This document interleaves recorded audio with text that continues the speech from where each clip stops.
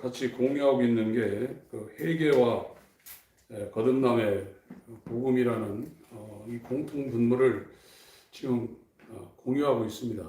그래서 처음 여기에 참여하신 분들은 어떤 상황인지 모르겠지만 그것 때문에 지금 모여 있거든요. 근데 이게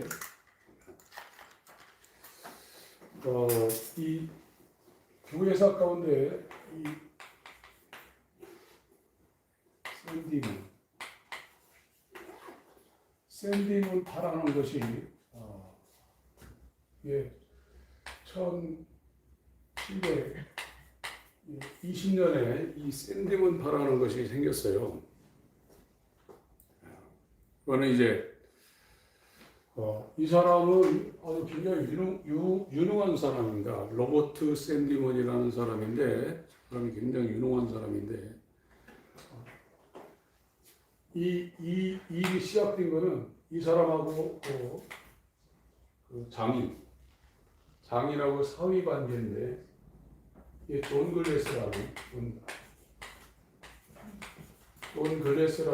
사람이 안나스 가야바처럼 사위 장인 관계입니다. 시작한 사람은 이 존 글래스예요. 존 글래스가 시작을 했는데 왜 시작했냐면 영국 사람인데요. 이 사람은 스코틀랜드 사람입니다. 영국의 유나이티드 킹덤이 이 영국이 잉글랜드, 스코틀랜드, 웨일즈, 아일랜드 이렇게 연합된 게 유나이티드 킹덤인데 저 글래스라는 사람은 스코틀랜드 사람이에요. 그래서 영국이 이렇게 좀 안 맞지만 여기가 잉글랜드고 여기가 웨일즈고 이쪽이 스코틀랜드입니다. 여기 아일랜드입니다. 근데 이 지역 영국이라는 나라가 굉장히 기독교에 굉장히 공헌한 나라입니다. 특별히 이 웨일즈 지방에는 아주 유명한 사람들이 많이 나타났어요. 여기에 우리가 잘 알고 있는 조지 히필드, 하리스 하렐, 다니엘 로렌즈, 또 현대에 있는 마틴 로이드 존스, 이런 사람들이 다 이 웨일즈에서 나왔어요. 그리고 웨일즈 부흥이라고 하는 그 이반 노보츠, 제스펜 루이스가 전부 다 이쪽에서 웨일즈 지방에서 활약을 했어요. 이 지역도 무시를 못하더라고요. 교회사를 보니까. 근데 저 존 글래스라는 사람은 이쪽 출신입니다. 스코틀랜드. 같은 영국이지만 영국에 가보니까 이게 북쪽으로 올라가면서 이쪽 사람은 더 세더라고요. 스코틀랜드 사람이 굉장히 셉니다. 그래서 이 하드리아누스 로마 황제가 이 영국을 지배하러 올라가다가 이 스코틀랜드 켈트족 여기를 못 점령하고 여기다가 이렇게 성을 쌓고 못 올라가고 후퇴한 데가 여기입니다. 이 사람들 스코틀랜드 사람들의 성향이 굉장히 세요. 근데 이 존 글래스라는 사람은 스코틀랜드 출신입니다. 그 영국에서 이 복음이 융성하고 이 복음이 드러났던 지방은 이 웨일즈 지방이에요. 그래서 지금 제가 말씀드린 조지 히필드, 다니엘 로렌즈, 하웰 하리스, 이반 노버츠, 마틴 루이 존스 이런 분들은 이 기독교의 굉장한 그 기둥적인 역사를 하신 분들이에요. 우리가 신학교를 다니면서 신학을 하면서 이런 사람들의 이름이 생소하다는 것은 대한민국 교회가 복음에 굉장히 근접을 못했다는 것을 우리가 인정을 해야 됩니다.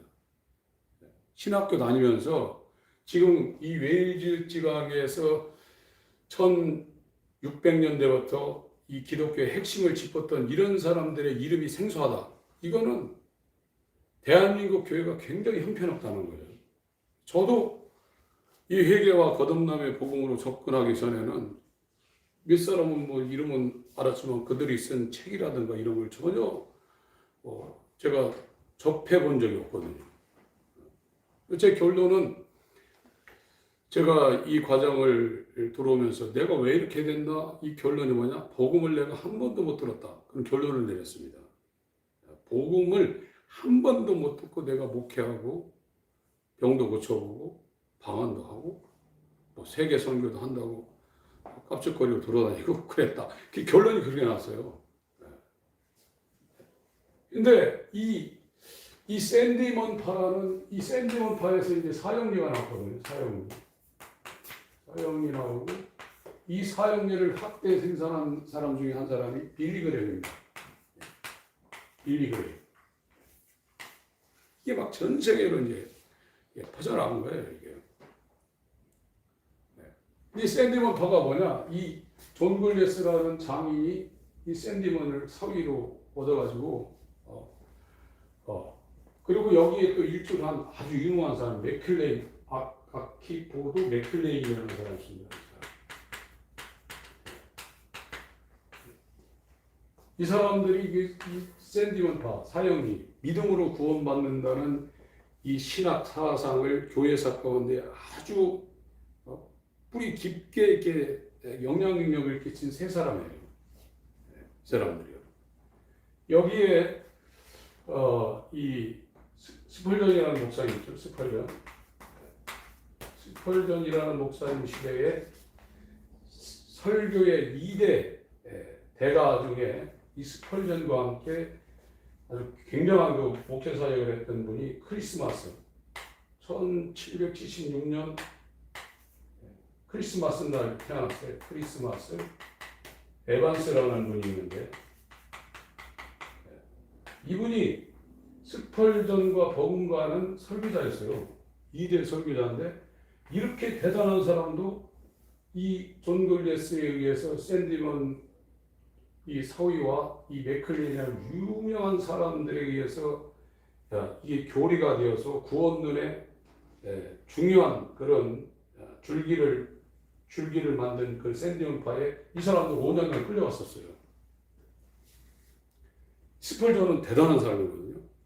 근데 스펄전과 버금갈 수 있는 크리스마스 에반스라는 사람도 여기에 5년간 끌려가지고 굉장히 힘든 과정을 거쳐서 나중에 나왔어요. 그러니까 이게 무시 못하는 거예요. 이 샌디먼파가요.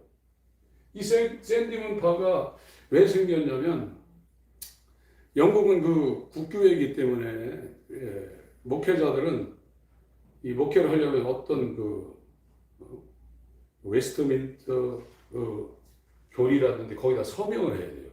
엄숙한 동맹이라는 뭐 그런 교리 같은 장부에 이렇게 서명을 해야 돼요. 그러니까 이 글래스라는 사람이 이 기독교는 종교 분리가 원칙인데 그런데도 서명하면 국가에 예속된다. 이 건전한 생각이거든요. 나는 못하겠다. 어떻게 국가에 예속되는 그런 일들을 이 성경을 기반하는 목회자들이 거기다 서명을 하고 목회를 해야 되냐? 아주 생각은 건전합니다. 그래서 난 서명 못하겠다. 우리는 성경의 통치를 받지 국가의 통치를 받지 않는다. 이런 건전한 생각 가운데 이 사람이 이제 국가 교회에 대항하는 그런 상황에서 이 샌디먼파의 이 발언이 되었습니다. 이 건전하게 했단 말이에요. 이게 아주 그냥 극단적으로 치우치는 바람에 여기에서 이제 믿음이 뭐냐, 이 사람들이 주장하는 게 뭐냐면 믿음으로 구원받는다는 거예요. 믿음으로 구원받는다. 이 믿음이 지성으로만 예수님의 이 사람들의 주장은 복잡합니다. 이게 연구해놓고 그거 반론한 거 그 당시에 아주 굉장한 그 목회자들이 서로 변론하고 주고받고 한 거 그거는 머리가 아파요. 그걸 지금 할 수 있는 상황은 아니고 이 본질이 뭐냐? 믿음으로 구원받는다는 거예요. 그 믿음이 뭐냐? 이 지성으로 이지적으로 예수님의 이 그리스도 사역을 예수님이 했는데 그게 뭐냐? 죽음이라 이거죠. 예수님의 죽음으로 이걸 완성을 했고 그 부활로 인간의 구원 사역을 입증을 했다. 완성한 것을 예수의 부활로 입증이 됐다. 그래서 이거를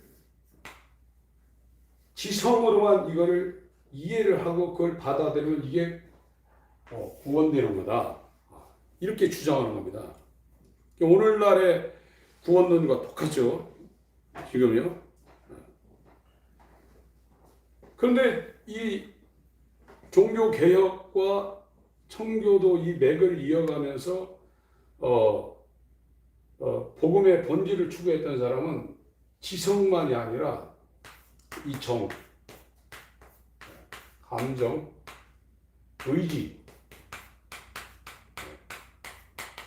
여기 가운데도 이게 다 똑같이 영향을 받는다. 그게 주장하는 거예요. 구원이라는 것은 지성으로만 구원되는 게 아니라 이 구원이 된 사람은 이 마음을 중심으로 하는 이 감정, 정서, 또 그 사람의 삶의 가치관과 인생을 그 조절하는 이 의지 기능까지 다 구원이 된다는 거예요. 이거 갖고 싸운 거예요. 그래서 이 샌디먼터는 이 종교개혁과 청교도 시대를 넘으면서 전인적인 구원을 추구하는 그 복음의 핵심 라인을 추구하는 사람들과 계속 다퉜어요.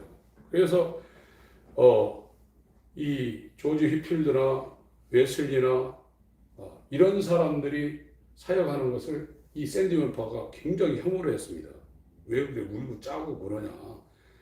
구원은 그냥 예수님의 죽음과 부활, 죽음으로 완성하고 부활로 입증한 예수님의 공생의 사역을 이지적으로, 지적으로만 그걸 인정하게 되면 구원받는 건데 거기에 회개하라고 그러고 율법적인 요소를 가미해서 그렇게 하는 것은 복음이 아니다 해가지고 굉장히 많은 다툼을 가졌습니다.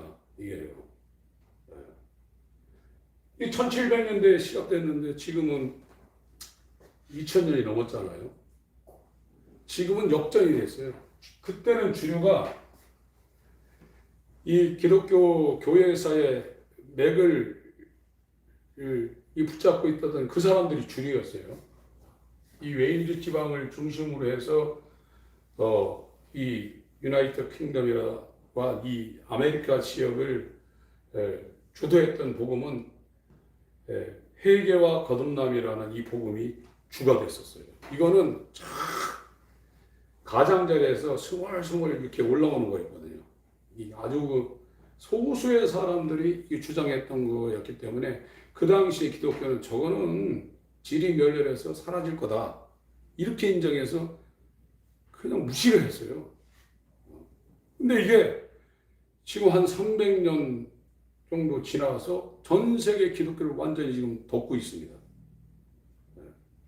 이 사람들이 사형리, 빌리그램, 믿기만 하면 구원받는다는 이 복음이 전 세계 기독교를 덮고 있고 회개와 거듭남, 너도 예수와 연합해서 십자가에 죽어야만 타락한 인간의 지정의 이 상태가 죽고 하나님이 예수 그리스도의 십자가를 통해서 새롭게 부여드리는 예수의 마음과 예수의 영, 새 사람의 이 마음을 받을 수 있다는 이 거듭남의 복음이 이제 완전히 핀치에 몰려서 소수가 되고 있는 거예요, 지금요. 지금 그렇게 되어 있습니다, 지금요. 그래서 제가 이제 저도 이 과정을 거치면서 이제 저 개인적으로도 갖고 있었던 그 관계성이라든지 사람들과의 관계성이라든지 여러 가지 이 문제가 다 이제 이쪽으로 들어오니까 다 단절이 되더라고요. 만날 사람도 다 단절되고, 또 저하고 이제 서로 연락하고 했던 이런 분들도 이제 뭐 그런 것도 다 끊어지고, 그거에 대한 아쉬움은 하나도 없습니다. 지금 만나고 싶은 그런 생각도 없고, 그러면 이쪽으로 들어오다 보니까 저 혼자 있는 시간이 굉장히 많아지더라고요. 많아지고, 누구를 만나더라도 이 복음의 핵심을 증거할 수 있는 상황이 되면, 이건 뭐 제 얼굴이라든지 제 생각이라든지 제 직분이라든지 이런 거 상관없이 빨가벗고 얘기할 수 있는 상황이 되더라고요. 그렇게 이제 되더라고요. 그래서 그러니까 지금 이해하셨죠? 지금 뭐 이렇게 간단하게 뭐 이걸 해가지고 그 몇백 년 사역을 이렇게 뭐 정리를 할 수는 없지만, 이 샌디먼 파라는 이 사람들이 주장하는 건 믿음으로 구원받는다는 거예요. 믿음으로. 예수님이 다 해놨으니까 그걸 믿음으로 구원받는, 그거를 떠받치고 있는 이 베이스가 굉장합니다. 그걸 제가 여기서 다 뭐 이렇게 말씀을 드릴 수 있는 능력도 안 되고, 그걸 요약해서 전할 수 있는 그런 뭐 충분한 제가 공부를 한 상황도 아니기 때문에 그 핵심만 지금 말씀을 드리는 거예요. 핵심만. 사람들은 다른 것 다 필요 없이 예수님의 공생의 사역, 죽음과 그의 부활로 입증된 공생애를 통해서 이뤘고 완성을 했고, 다 이뤘다 완성을 했고, 부활이 이 예수님의 그 공생애를 완전히 입증한 거다. 그거를 지성적으로, 지적으로, 이지적으로 이걸 동의만 하면 이건 구원이다. 핵심은 그겁니다. 그런데 진짜 복음을 증거하는 그 복음의 맥을 갖고 있는 사람은 지성만이 아니라 감성과 의지가 다 바뀌어진다는 거예요. 그건 이해하시죠? 구원이라는 것은 지정의 이 인격적인 모든 기능이 완전히 다 변화가 된다는 거예요. 새 사람 되는 거죠. 그래서 싸운 겁니다. 그게. 거기다 대고 이게 이렇게 태동이 되었습니다. 1720년에 태동돼서 이 존 글리스라는 사람한테 태동이 돼가지고 샌디먼에 의해서 이게 집대성이 되고, 이 사람은 굉장히 똑똑한 사람이고, 맥클레인에 의해서 이것이 굉장한 영향력을 발휘한 겁니다. 그리고 크리스머스 에반스라는 사람은 우리가 잘 알고 있겠지만 교회사 가운데 이 칼빈주의하고 알미안주의, 이게 두 개 이제 싸우는 거잖아요. 하나님의 절대 예정과 인간의 자유주의 갖고 싸우는 겁니다. 근데 복음의 핵심을 지켜왔던 사람들은 누구냐면 칼빈주의 메소디스트입니다. 그러니까 우리가 신학교를 다니면서 아까 말씀드렸어요. 이런 유명한 사람들의 이름을 들어본 게 생소하고, 칼빈주의 메소디스트라는 단어를 못 들어본 것도 이것도 신기한 거예요. 캘빈주의 메소디스트들이 복음을 정말 지켜왔어요. 캘빈주의면서 감리교적인 그 교회를 세웠던 사람들이 복음의 핵심을 지켜왔어요. 신학교에서 그런 소리 안 하잖아요. 신학교도 복음에 접근을 못하고 있다는 거예요. 제가 보니까 캘빈주의 메소디스트, 그 사람의 이 캘빈주의면서 감리교적인 그 이 회중 교회를 이룬 사람이 조지 휘필드입니다. 조지 휘필드는 바울 이후에 신약 교회 가운데 바울 이후에 최고의 거대한 산이라고 말하는 사람이 있습니다. 그리고 그 다음에 이제 나온 사람이 마틴 로이드 존스. 이 사람은 마틴 로이드 존스. 이 사람은 이제 1899년인가 태어나가지고 1980년인가 돌아가셨어요. 이 사람이. 조지 휘필드 다음에 영국에서는 이 사람이 제가 보니까 굉장히 대단한 사람입니다. 마틴 로이드 존스. 근데 이 당시에 마틴 로이드 존스와 같은 시대에 영국에서 굉장히 유명한 목회를 했던 사람이 존 스토터입니다. 존 스토터. 근데 이 존 스토터를 원래는 빌리 그램이 이 마틴 로이드 존스를 컨택을 했어요. 영국 사역을, 미국 목사인 빌리 그램이 영국 사역을 하기 위해서 마틴 로이드 존스한테 좀 내가 가서 집회할 수 있도록 좀 해달라 그랬더니 마틴 로이드 존스는 아는 거죠. 빌리 그램 너하고 나하고 복음이 안 맞다. 거부한 거예요. 거부를 해서 그 다음에 이 빌리 그램이 선택한 사람이 존 스토터입니다. 이 사람이 이제 빌리 그램과 연합을 해서 연예인들을 동원해가지고 대형 집회를 꾸려가지고 빌리 그램의 전도 사역이 그 유럽 일대에 막 어마어마하게 진행되는 시발점을 놓은 사람이 존 스토터입니다. 그러니까 여러분들이 그 서점 같은 데 가보면 제임스 패커라는 사람, 제임스 패커, 이 사람도 굉장히 유명한 사람입니다. 제임스 패커라는 사람이 굉장히 유명해요.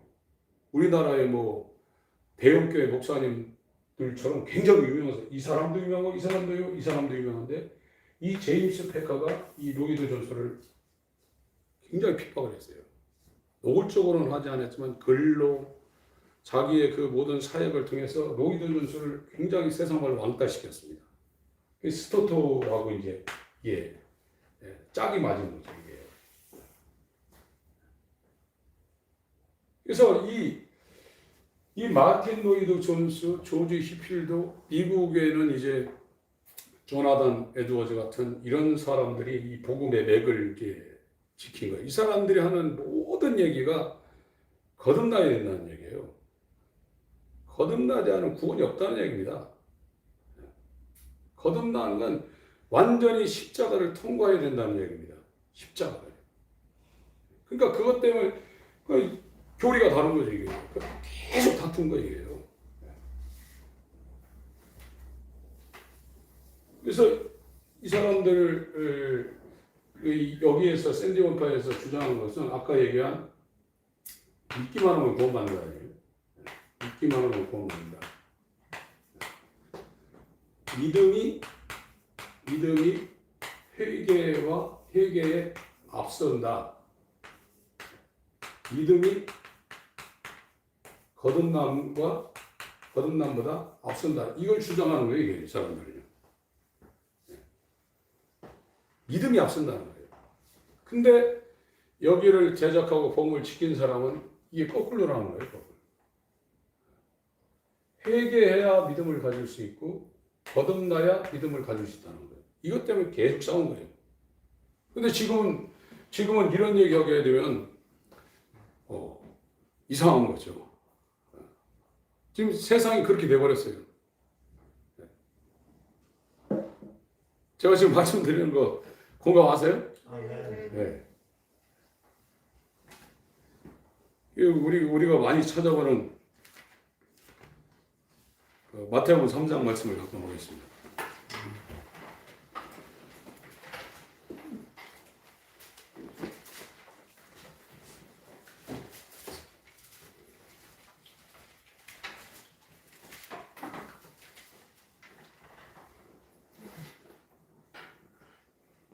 (1, 2, 3절을) 한번 같이 읽겠습니다. 마태복음 3장 1, 2, 3절 시작. 그때 침례 요한이 이르러 유대 광야에서 전파하여 가로되 회개하라 천국이 가까웠느니라 하였으니 저는 선지자 이사야로 말씀하신 자 일러스되 광야에 미치는 자의 소리가 있어 가로되 너희는 주의 길을 예비하라 이에 적경을 경탄케 하라 하였느니라.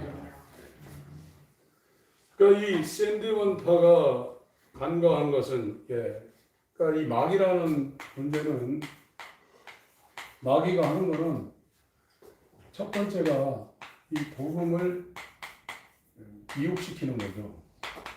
이게 마귀 사이고 두 번째가 이 믿음을 갖고 있는 사람, 복음에서 미혹되지 않는 사람들은 이 믿음은 성경에서 말할 때 우리의 믿음이 아니잖아요. 예수 그리스도의 믿음. 성경에서 말하는 믿음은 우리 믿음이 아니라 우리 속에서는 선한 것이 하나도 나올 수 없기 때문에 하나님 앞에 믿음을 내놓을 수 있는 게 하나도 없는 거예요. 그러니까 나를 버리는 겁니다. 저희 교회에서도 계속 1년 내내 주구장창 성경 본문을 다른 거를 쓰든 뭐를 하든 말하는 그것밖에 없어요, 지금. 너 죽여라. 너는 쓸데있는 게 하나도 없다. 네 마음대로 하려고 하지 마라. 넌 죽어야 된다. 네가 너를 죽여야 그게 회개가 지금 시작되는 건데 그거 안 하고 있으면 회개 다음에 주어지는 예수 그리스도의 믿음, 예수 그리스도의 공생애를 통한 그 복음, 그것이 절대 주어질 수 없다. 그 얘기만 계속 하는 거예요. 저 말하는 저도 아주 답답하거든요. 이게요. 한 소리 또 하고 또 해야 되니까. 굉장히 답답합니다. 이게요. 그런데 자기가 자기를 죽이려고 하는 건 죽을 수가 없거든, 이게요. 자기가 자기를 부인하자면 자기가 계속 자기밖에 나올 수 있는 게 없잖아요. 그래서 이 모임도 몇 년 전에 그 목사님들이 제했는데 저의 지금 기본적인 생각은 그렇거든요. 제가 뭐를 해야 되겠다는 생각이 없습니다. 시키는 일, 그게 오다가 무슨 오단지 그걸 내가 듣고 제 삶 가운데 그거를 이뤄가면 그뿐이다 그거거든요. 지금은 아무것도 없습니다. 세상 일도 하나님이 다 역사도 주관하고 모든 사람의 인생도 주관하고 그런 판인데 구원을 하나님이 주관하지 않는다는 건 이게 말도 안 되는 거거든요. 한 사람이 구원받는 게 지가 잘나가지고 구원받는 게 아니거든요. 그 사람한테 하나님의 언약이 와서 하나님이 그 사람을 덮고 그 사람 위해서 그 사람을 컨트롤하고 주장하고 마음, 생각, 뜻 그 사람의 모든 환경을 다 주장하거든요. 그게 구원입니다. 근데 지금은 죄송합니다. 이런 제가 목회자들 상황이라 제가 말을 좀 지가 구원받으려는 거예요. 구원 못 받습니다. 지가 구원받으려고 하는 생각을 갖고 있는 사람은 구원 못 받습니다. 자기를 버려야 되는데 어떻게 그 구원이 되겠습니까? 그래서 이 마귀는 기독교 2000년 지금 요한계시록에 사도 요한이 보여준 그 교회 시대, 사도 요한 시대부터 7년 환란, 1000년 왕국 시대에 들어가는 그 교회 시대를 통해서 1차적으로 하는 게 복음의 미혹이거든요.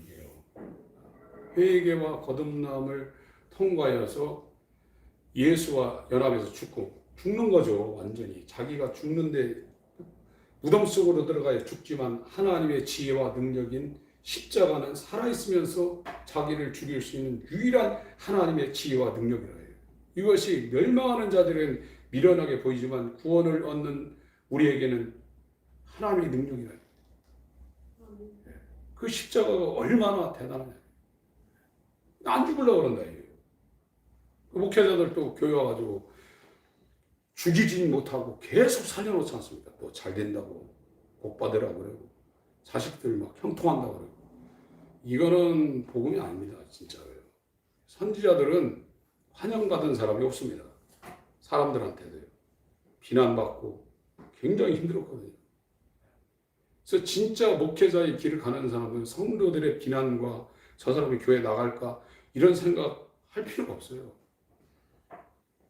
알곡이 아닌 사람들은 이 복음을 들 수가 없습니다.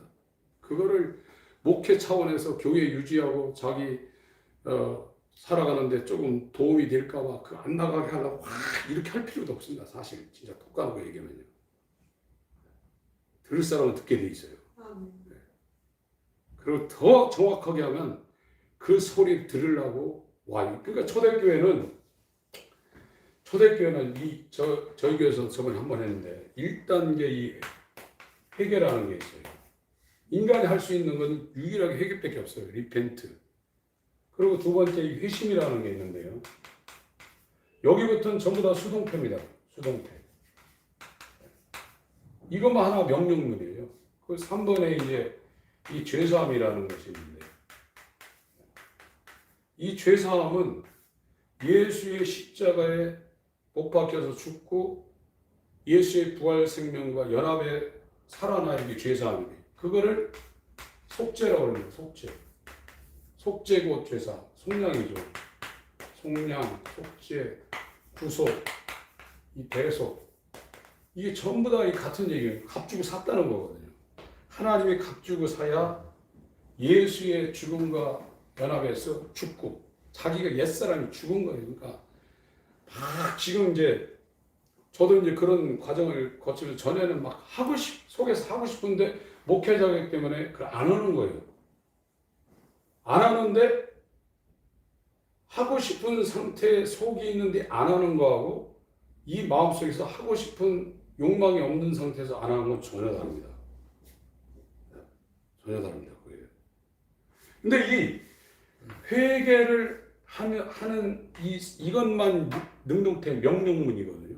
근데 회심으로 넘어가기 시작하면 이게 자기에 의해서 일어나는 것이 아니라 상대방에 의해서 이끌려져 가지고 이게 돌아가는 거예요. 그 과정을 거치면 이제 이 죄사함이라고 합니다. 이 죄사함은 속죄 곧 죄사함이라고 해요. 속량 곧 죄사함, 대속 곧 죄사함, 구속 곧 죄사함. 속량이라는 단어하고 죄사함이라는 단어가 곧이라고 해놨지만 이 개념이 좀 다릅니다. 하나님이 내 거라고 사지 않으면 죄사함이 안 되는 거예요. 하나님의 것이 되는 겁니다. 예수가 머리가 되고 그에 붙어있는 그의 지체가 되어서 그때부터는 자기 머리로 돌아다니지 않고 머리 대신 예수가 어디로 인도하는지 따라가는 14만 4천의 그 신부가 되는 거예요. 그냥 그래요. 근데 초대교회는요, 여기에 있는 사람들 예배에 참여 안 시켰어요. 지금은 누구나 다 오라고 그러잖아요. 아무나 다 오라고. 이제 교인 숫자만 채우고, 헌금하고, 이 사이즈만큼은 교회가 잘 되는 걸로 생각해서, 제발 좀 옷이 없어서 그래가지고, 우리나라도 전도 막 1,000명, 10,000명, 어떤 사람 8,000명 전도하는데, 어디 군부대 가서 돈 주고 막 트럭으로 막 버스로 대절해서 트럭 그렇게 하나님이 그렇게 되는 게 아니거든요. 절대 그렇게 되는 게 아닙니다. 하나님이 하시는 겁니다. 하나님. 그래서 목회를 인위적으로 하려는 생각을 아예 하지 마셔야 돼요. 내가 이렇게 해서 목회를 하겠다. 그런 생각 아예 하지 마셔야 돼요. 시키는 대로 그냥 하면 되는 겁니다. 그렇게 해봐야 다 모래 위에 집을 지은 거 되어서 하나님 앞에 가면 아무것도 없는 거예요. 네가 그냥 네 뜻대로 네 일하고 왔다 그러지 내가 너한테 언제 오다를 내린 거 있고 네가 그거 순종한 게 있냐. 아무것도 없는 거예요.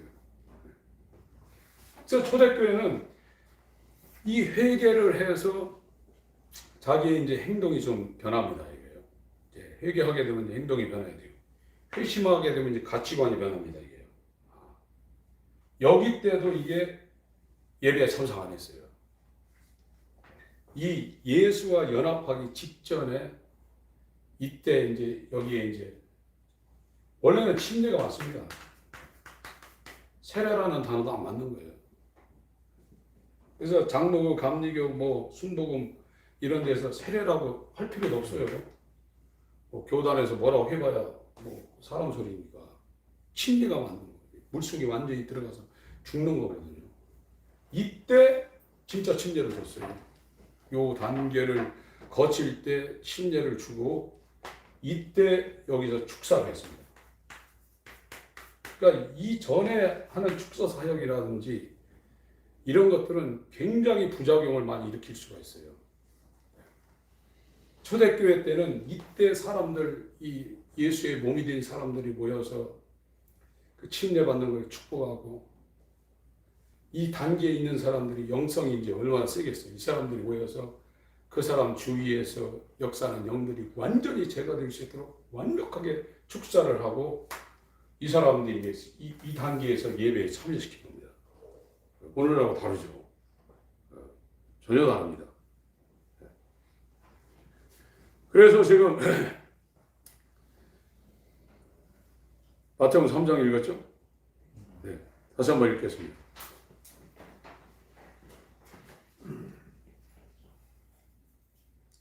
시작. 그때 침례 요한이 이르러 그대 광야에서 전파하여 가로되 회개하라 천국이 가까웠느니라 하였으니 저는 선지자 이사야로 말씀하신 자라 일렀으되 광야에 외치는 자의 소리가 있어 가로되 너희는 주의 길을 예비하라 그의 첩경을 평탄케 하라 하였느니라. 이 복음이거든요.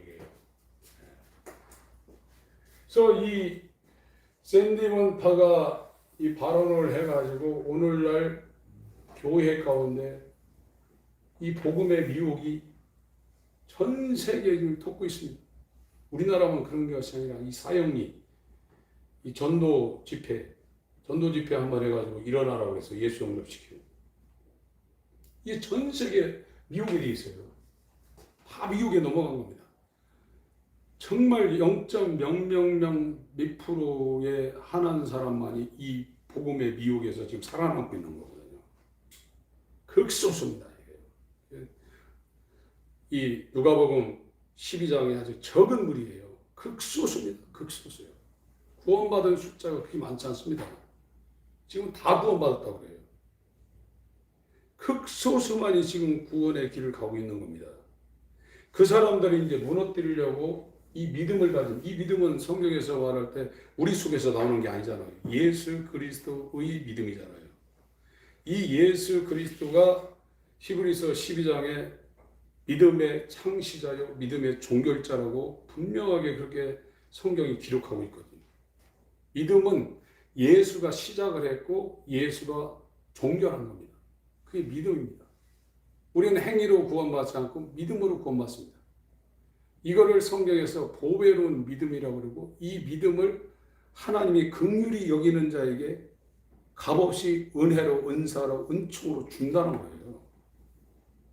그 믿음을 하나님께로부터 값없이 부여받은 사람이 그 믿음으로 예수 그리스도의 믿음으로 구원받기 때문에 구원은 커먼 설베이션이라는 거예요. 구원의 커트라인은 다 똑같다는 거예요. 다 같은 믿음으로 구원받는다는 거예요. 근데 그 믿음을 받으려면 자기가 이 육신의 호흡에 연명하고 있는 이 육신의 생명을 자기가 버려야 된다는 거예요. 그게 해결하는 거예요. 이 육신의 호흡에 연명하고 있는 혼적인 생명을 자기가 부인하지 아니하면 하나님으로부터 공짜로 값없이 부어지는 이 예수 그리스도 안에 있는 하나님의 영원한 생명을 자기 영혼 가운데로 영접해 드릴 수가 없다는 겁니다.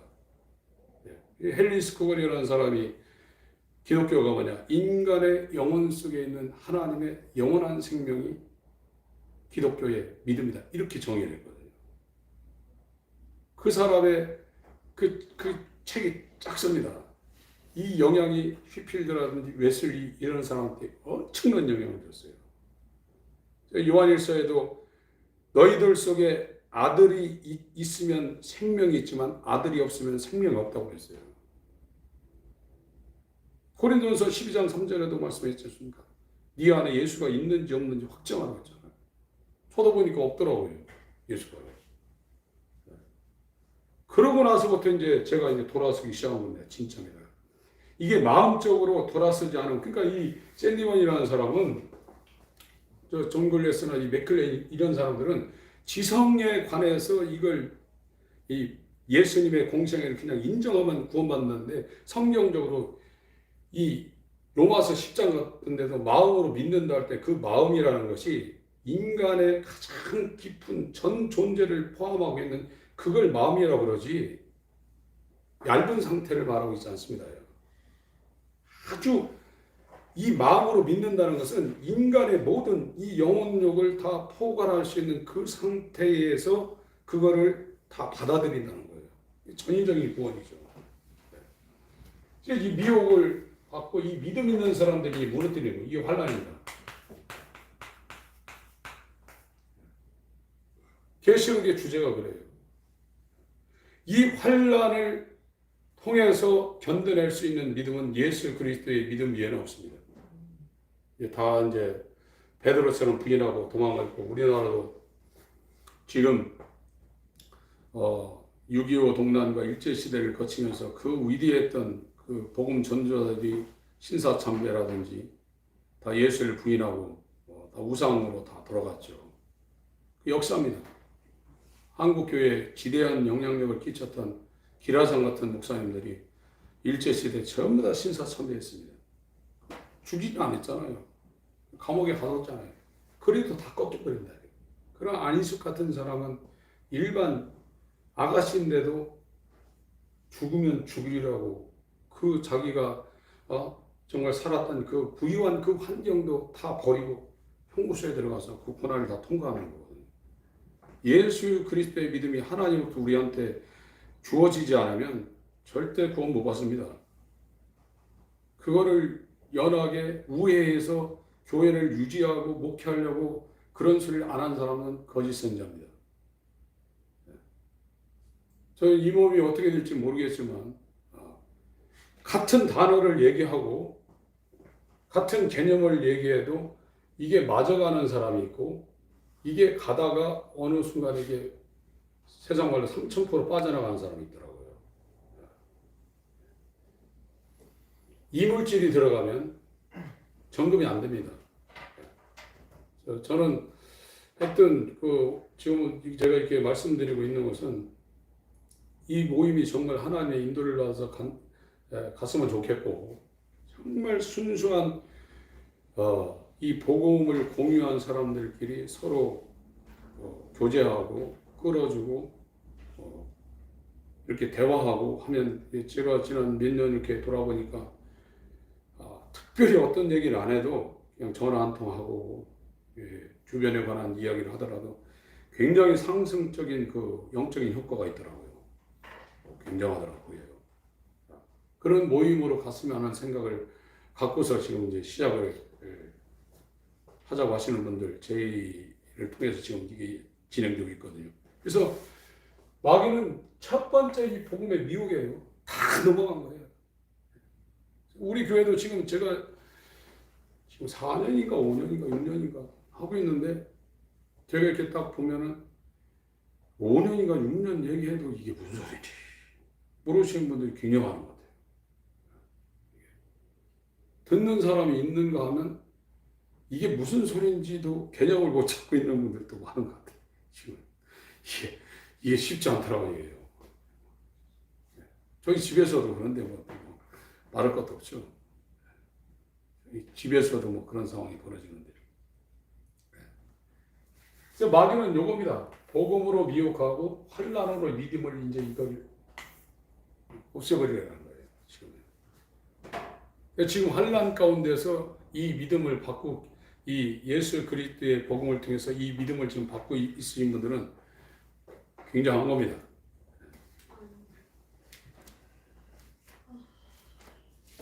사도행전 20장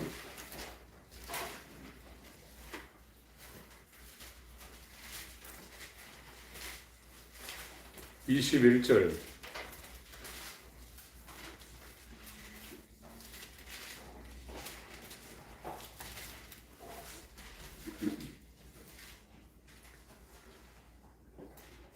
우리 목사님들이 다 이거 알고 계시는 내용인데 정리를 첫 번 시간이니까 말씀을 드리고 있습니다. 17절부터 제가 읽겠습니다. 바울이 밀레도에서 사람을 에베소로 보내어 교회 장로들을 청하니 바울의 전도 사역 가운데 가장 많은 시간을 투자하는 곳이 에베소잖아요. 터키요. 여기 가봤더니 전에는 항구 바닷가에 굉장히 인접해 있었다고 그러는데 지금은 상당히 내륙적으로 이 웨스라는 동네가 들어왔더라고요. 밀레도도 항구인데 거기로 이제 가기가 시간이 부족해서 밀레도라는 이 항구로 에베소하고 고린도는 바울의 1, 2, 3차 전도 여행 가운데 최고의 많은 시간을 투자했던 그런 지역이죠. 교회 장로들을 청하니 오매 저희에게 말하되 아시아에서 들어온 첫날부터 지금까지 내가 항상 너희 가운데서 어떻게 행한 것을 너희도 아는 바니 곧 모든 겸손과 눈물이며 유대인의 간계를 인하여 당한 시험을 참고 주를 섬긴 것과 유익한 것은 무엇이든지 공중 앞에서나 각 집에서나 꺼림이 없이 너희에게 전하여 가르치고 21절을 같이 읽겠습니다. 시작. 유대인과 헬라인들에게 하나님께 대한 회개와 우리 주 예수 그리스도께 대한 믿음을 증거한 것이다. 하나님께 회개한다는 거죠. 하나님께 회개하게 되면 이 회개라는 것은 자기를 부인하는 겁니다. 회개가 뭐 잘못했다 그런 게 아니라 자기를 부인하는 겁니다. 자기를 버리는 겁니다. 엄마 뱃속에서 태어나서 세상을 추구하고 내 이름의 명예, 내가 하고 싶은 거, 내 어떤 바벨탑을 쌓고 일생 살아갈 수밖에 없는 이 본성을 부인하는 겁니다. 자기를 죽이는 거거든요. 그러니까 욥이라는 사람은 자기를 미워한다고 그랬죠. 자기가 자기를 미워하는 상태가 진짜 회개가 된 거거든요. 자기가 자기를 미워하는 그 상태가 돼야 진짜 회개가 된 거거든요. 근데 그 말을 메시지로 전하면 누가 좋아하겠어요? 저도 옛날에 이 복음에 들어오기 전에도 좀 설교를 세게 한다고 그래서 어떤 청년이 저한테 와가지고, 청년이지 결혼했는지, 목사님 제발 스트레스 안 받게 좀 해주세요. 몇십 년 전입니다. 제발 목사님 교회만 스트레스 좀 받지 않게 해달라고 위로해달라는 거예요. 인간은 인간을 위로 못합니다. 그거는 절대 불가능한 겁니다. 정말 사랑한다 그러면 민낯을 보게 만들어야 됩니다. 자기의 민낯을 볼 수 있는 방향으로 그 가이드가 인도해서 네가 이런 존재야, 이리로 가. 그것도 하나님의 그 영원한 사랑의 영광의 빛이 그 사람한테 비춰지지 않으면 자기의 처참한 본질의 실체를 자기가 볼 수 없습니다. 내가 이 악한 놈이다, 내가 죽일 놈이다, 나는 도저히 불가능한 사람이다, 이렇게 입으로 말한다고 해서 자기를 아는 게 아니거든요. 하나님의 사랑의 빛이, 그 영광의 빛이 그 사람 마음 가운데 비춰지지 않으면 자기의 존재가 어떤 존재인지를 자기가 알 수가 없는 거예요. 그러면 자기를 모르니까 어떻게 회개를 하는 말이에요. 자기를 알아야 회개하죠. 이 회개와 거듭남이 동시에 일어날 수 있는 거거든요. 이게. 저는 그렇게 가다 보니까 제가 이제 방에서 자다가 이 상황에 들어오다 보니까 밤에 거의 1시나 2시경에 그냥 깨가지고 거실에 나오게 되더라고요.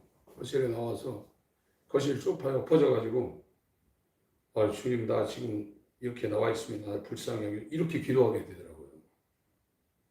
그래서 지금은 방에서 자가지고 새벽에 그 밤을 계속 이렇게 침대에서 누워있는 시간이 별로 없는 것 같아요. 중간에 반드시 일어나서 거실 나와서 엎어져 있든지 뭐 이렇게 돼요.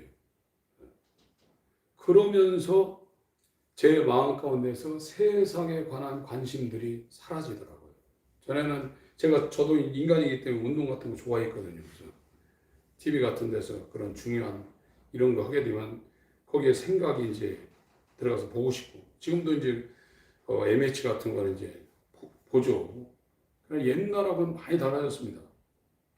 저거 아무것도 아니지 하면 이제 거기에서 이제 그걸 벗어나는, 생각적으로 완전히 벗어나는 상황이 됐어요. 그건 자기가 알아요. 신령 가운데서 이 세상과 자기가 이격되고 있다는 것을 자기가 이제 알더라고요. 그래서 회개와 이 거듭남, 지금 여기에서 말하고 있는 사도 바울이 자기의 21절 읽습니다. 시작. 유대인과 헬라인들에게 하나님께 대한 회개와 우리 주 예수 그리스도에 대한 믿음을 증거한 것이다. 이게 설교의 포인트입니다. 이걸 설교 안 하면 사람의 계명을 전하는 겁니다. 어떤 설교든지 하나님께 대한 회개와 예수 그리스도에 대한 믿음을 증거해야 이게 설교입니다. 메시지고. 그래서 매일 다른 설교할 필요도 없는 거거든요. 이게 들리는 순간이 있거든요. 아, 이게 회개가 무엇이다라는 것이 들리는 순간이 있거든요. 이게요. 그 거듭남이라는 것은 하나님 편에서 예수 그리스도에 대한 믿음을 줄 때, 그 줄 때가 언제냐? 회개를 통해서 회심이 일어나고 그 회심하는 어느 시점에 하나님이 그 사람을 초자연적으로 예수의 십자가의 시공간, 2000년의 시공간을 초월해서 예수와 연합해서 못 박혀 죽게 하고 죽은 지 3일 만에 부활하신 예수의 부활 생명과 연합해서 내가 십자가에 못 박혔으나 이제 내가 사는 것은 내가 아니요 나를 위해서 십자가에서 자기 몸을 버리신 하나님의 아들을 믿는 믿음으로 내가 산다. 이 고백이 나오는 거거든요. 그러면 이제 자기 속에서 능력으로 역사하신 이의 역사를 따라 자기도 힘을 다하여 수고하는 예수님이 아버지의 뜻을 성령으로 공생애를 통해서 성령으로 명하시고 성령으로 가르치시고 성령으로 행하시고 했던 그 상태가 이제 우리 가운데 이제 재현이 되는 거거든요. 그렇게 안 되면 자기가 하고 마는 거예요. 저희 교회 어제 설교가 이삭이냐 이스마엘이냐 그거 했거든요. 인간이 아무리 노력해도 아브라함은 하악을 통해서 이스마엘 만들어내는 종교인 한계가 그겁니다. 바리새인 이상으로는 못 올라갑니다. 하나님이 아브라함한테 딱 와서 아브라함이 원한 것도 아닙니다. 하나님이 와서 야 아브라함아 너 떠나라. 이 메소포타미아 문명, 이 갈대아우르 신할 땅 여기 떠나. 내가 지시할 땅으로 가. 가나안 일경을 내가 너한테 주겠다. 약속했고 네 후손한테 주는데 네 씨가 있는데 네 씨는 네 힘으로 만들어내는 것이 아니라 내가 너한테 원표로 네가 불가능할 때, 네 안에 사라가 불가능할 때 태어나는 아들 이삭을 통해서 그 씨하고 언약한다. 그 씨가 누구냐? 갈라디아 3장 16절에 그리스도라고. 그와 하나님이 언약한다고 했어요. 하나님이 약속한 거예요. 그래서 우리가 하나님의 언약을 내가 받지 못하면 아무 소용없는 거예요. 하나님의 씨인 그리스도가 우리 속에 들어오지 아니하면 이 신앙생활은 아무 소용. 집을 1000개 바치든 자기 몸을 불사르게 내어놓든 아무 소용이 없는 거예요. 이걸 아는 사람이 어떻게 회개를 안 합니까? 어떻게 자기 부인을 안 합니까? 율법이라는 이 기능이 지금 현대교회에서는 이게 사라졌어요. 믿음으로 구원받는다고 해서 이 율법에 대해서 이 회개를 강조하면 율법 폐기론이 저 샌디 먼파로부터 시작을 해가지고 지금은 아예 이게 사라졌어요. 그러니까 율법의 정죄를 받아가지고 야 하나님이 나한테 언약을 안 하게 되면 나는 안 되는구나. 낙타가 바늘길 통과하는 나는 지옥 가기 합당하구나. 이게 어떻게 되냐면 난 지옥 가다 어쩔 수 없다 이렇게 돼요. 그 생각이 와요 이제. 나는 지옥 가도 어쩔 수 없는 인간이다. 지옥 가기 싫은데 나는 지옥 가도 어쩔 수 없는 인간이다. 이 절망 가운데 들어가서 이제 완전히 다 놓게 되는 거예요 진짜요. 뭐 하고 싶은 이런 그동안의 목회를 어떻게 해, 누구 또 연락해서 누굴 끌어와야 돼 이런 생각이 전혀 없어지는 거예요. 그렇지 않으면 하나님이 찾아오질 않아요. 지혜롭고 슬기 있는 자들에게 숨기시고 아니 이 아버지와 아들 사이만 알거든요. 아버지가 아들을 알고 아들만이 아버지를 보고 알았다는 거예요. 우리가 하나님을 어떻게 합니까? 우주도 제가 이번에 또 보니까 72억 광년이었다가 380억이라고 하는데 또 보니까 900억 광년이라고 누가 또 이렇게 해놨더라고요. 그 우주 제가 관심 있어서 한번 봤더니 900억 광년이라는 거예요.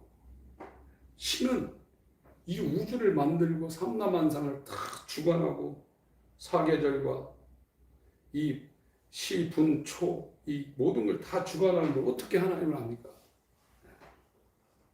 전에 하나님의 의도라는 그런 단어를 가지고 제가 그 신학도 해봤는데 그건 말도 안 되는 겁니다. 어떻게 하나님의 아들을 인간이 합니까? 불가능합니다. 아버지를 아는 유일하신 본체 형상이신 예수가 우리를 불쌍히 여겨서 그 자기의 본체의 형상, 예수 그리스도의 얼굴에 있는 하나님을 아는 영광을 우리 마음껏 비추자면 절대 모릅니다. 그러니까 겸손 안 할래 안 할 수가 없는 거예요. 어디 까불거나 깝죽거리거나 이런 단어 써서 죄송한데 그래가지고는 절대 불가능한 겁니다. 이게요. 아는 거예요. 그래서 지금은 율법의 기능이 빠졌어요. 그 사람 죽는 게요. 옛날에 그 왕들 죽일 때도 밥 주잖아요. 굴비 갖다 주고 한우 갖다 주고 다 줘요. 밥도 2000쌀밥 해서 줘요. 근데 거기에 극소수의 이 독이 들어간 거예요. 그거 먹었다가 몇 년 있다 죽는 거예요. 지금 여기에 모이신 우리 사역자들과 또 우리 성도님들이 있는데 완전히 다른 게 아니에요. 복음이라는 게요. 99.9%가 같습니다. 그러나 거기에 샌디먼트의 영향이 들어가 있는 극소수의 그 독이 거기에 감이 있다면 내가 죽는지도 모르고 죽게 되는 거예요. 그게 다른 복음이에요. 갈라디아서 1장에 바울이 얘기한 것은 그 복음을 전하면 저주받는다. 몇 년 살겠어요. 저도 엊그저께만 해도 제 군대 생활할 때 제가 축구하면 저하고 부딪혀가지고 발목 안 나간 사람이 없어요. 엄청났었습니다. 그때는 지금 몸무게가 이거보다 덜 나가서 60kg 대니까 뼈가 있어가지고 얼마나 힘이 셌는지 이등병 작대기 하나 들고 들어가니까 제일 먼저 저보고 씨름시켜가지고 제가 8명인가 붙었어요. 제가 뭘 몰라가지고 다 넘겨버려요. 주임상병까지 넘겨버려가지고 우리 동기가 5명 얼마나 얼차려 받았는지 몰라요. 세상에 병신 같은 뭣도 모르고 막 다 이겨버렸다고. 주임상병이 그 군대 군기반장인데 제가 한 명씩 넘겨 1병 넘기고 3병 넘기고 다 주임상병 관련 그걸 또 넘겨버렸어요. 힘이 그렇게 좋았어요. 요즘은 이제 피곤합니다. 머리도 다 빠지고 지금 머리가 뭘 해가지고 좀 낫긴 낫는데 머리도 다 빠지고 보세요. 올해도 이게 2달 남아서 2023년 지나가는데 뭐 오래 걸릴 것 같습니까? 순간에 갑니다. 세상 영광 전도서에 말한 솔로몬이 헛되다고 했는데 이게 무슨 의미가 있습니까? 무슨 의미가 있습니까? 이게? 내가 세상에서 하고 싶은 거 많죠. 보고 싶고 듣고 싶고 만지고 싶고 듣기 그 무슨 의미가 있습니까? 이제 거역할 수 없는 유일하신 주인 앞에 서서 우리의 그동안에 살았던 모든 행위를 입으로 직고하며 입이 1000개 만개에서 유구무원 상태로 들어가서 내게 하나님이 주신 독생자 예수 그리스도의 생명이 내게 없다고 그러면 나를 떠나 마귀와 그 사자들의 예비된 영영한 1년짜리 100년짜리가 영영한 불에 들어간다면 무슨 의미가 있냐 이거예요.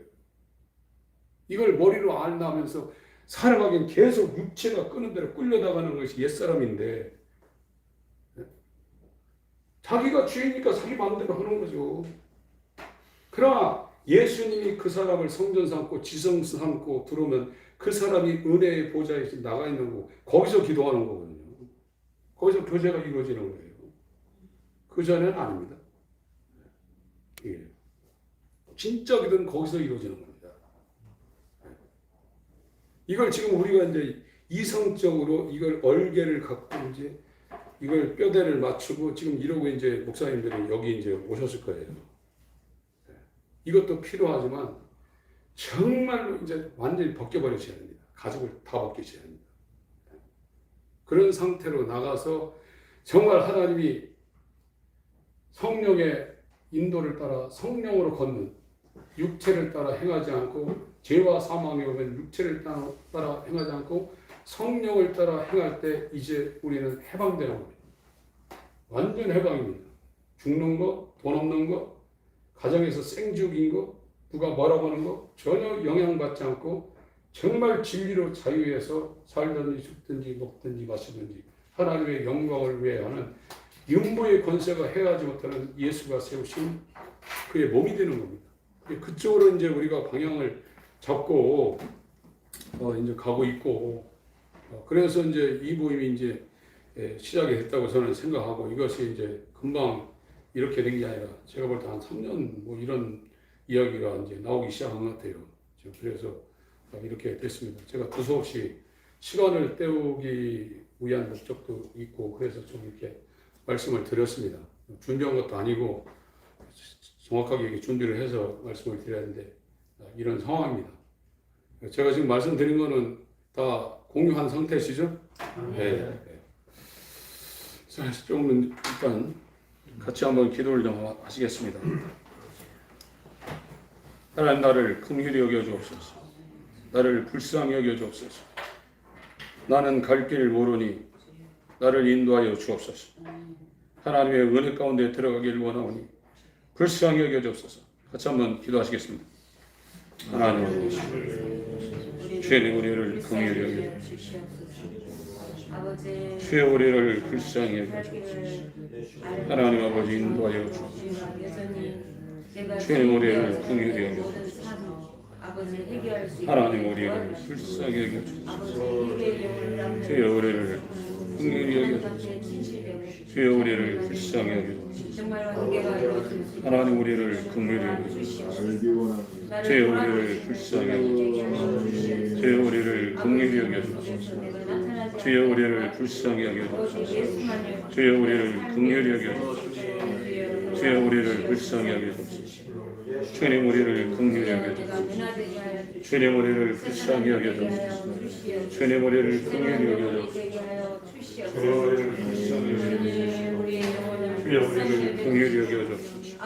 주님, 우리를 불쌍히 여겨 주옵소서. 주님, 우리를 긍휼히 여겨 주옵소서. 주님, 우리를 불쌍히 여겨 주옵소서. 역사해 주시옵소서. 하나님 아버지, 이 모임이 인간의 총의가 모여서 시작되지 않게 하여 주시고, 하나님의 지시로 이것이 시작된 모임이 되기를 소원합니다. 아멘. 하나님께서 이 모임의 주관자가 되어서 정말로 어두운 세상을 밝히신 예수님처럼 자신의 살과 피를 뿌려 찢어 이 어둠 가운데 원래 있던 하나님의 영광을 드러내신 것처럼 이 어두운 기독교의 사회에 작은 불빛이라도 밝힐 수 있는 그런 모임이 되었으면 좋겠습니다. 주님의 주권대로 역사하여 주시고 이곳에 모이신 귀하신 심령들을 일일이 기억하여 주시옵소서. 아멘. 모든 순서와 모든 시간들을 주관하여 주시옵소서. 아멘. 예수의 이름으로 기도합니다. 아멘. 아멘.